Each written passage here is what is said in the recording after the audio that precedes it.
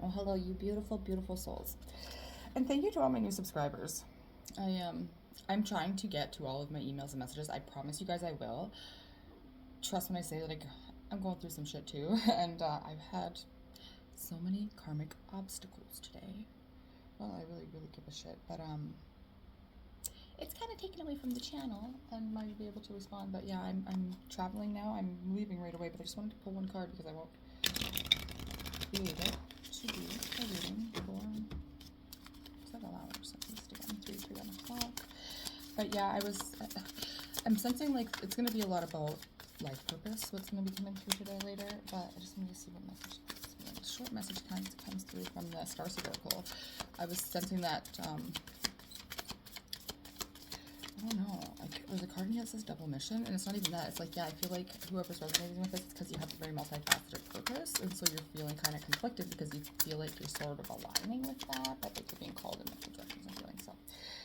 Karmic relationships. That's confirmation for one of you. 108 on the clock. That's a 9. Soul growth, conflict, polarity, Orion energy. And you have here, I'm sorry. Defenselessness, righting past wrongs, and uprooting. I'm not going to channel because I don't have time.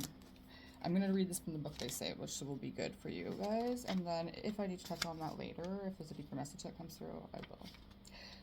So I'm going to go with the I'm sorry. Karmic relationships is what you're letting go of on the bottom of the deck. I might check that if they tell me to. 84 and 78 and 84, 15, 12.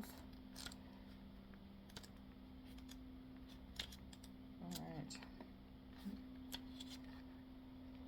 We're living in divisive times. When we're hurt and triggered, we tend to see things as a personal attack rather than an opportunity for healing. If we're to find true peace and unity, we need to drop our defenses and see things outside of right and wrong. As souls, we intrinsically remember unity and yearn for it here on Earth. Perhaps this is why it feels so painful when we experience the opposite.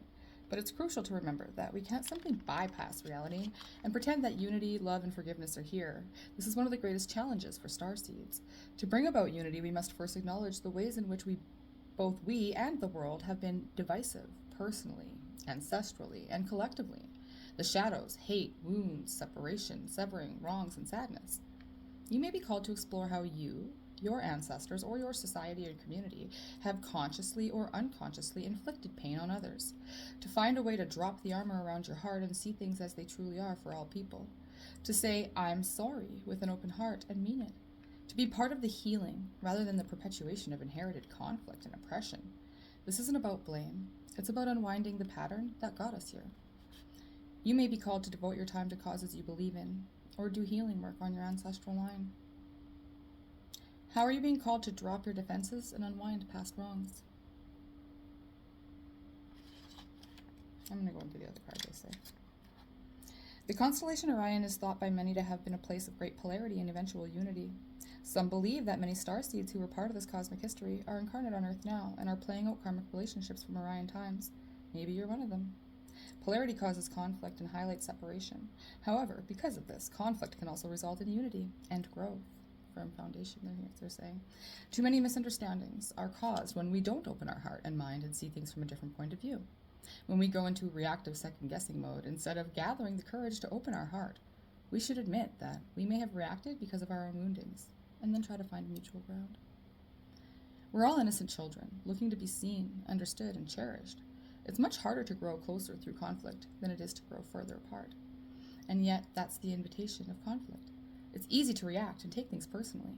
It's more challenging to see the innocence of all involved and find a way to grow closer through the conflict. It's through relationships that we can grow the most.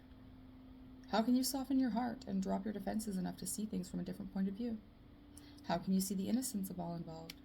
How can you learn to see the similarities rather than the differences?